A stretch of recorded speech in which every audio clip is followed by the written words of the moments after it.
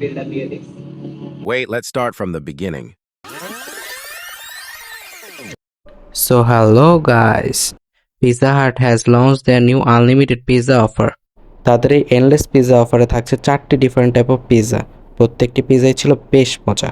So আমি গিয়েছিলাম আমার পুকির সাথে। আমরা করেছিলাম 1 মিনিটে পিজা খাওয়ার চ্যালেঞ্জের শুরু থেকেই সে ছিল বেশ এক্সাইটেড। শুরুটা আমি করেছিলাম একদম নর্মাল স্পিডে, কিন্তু তার খাওয়া দেখে আমি অনেকটা ভয়ই পেয়ে গিয়েছিলাম।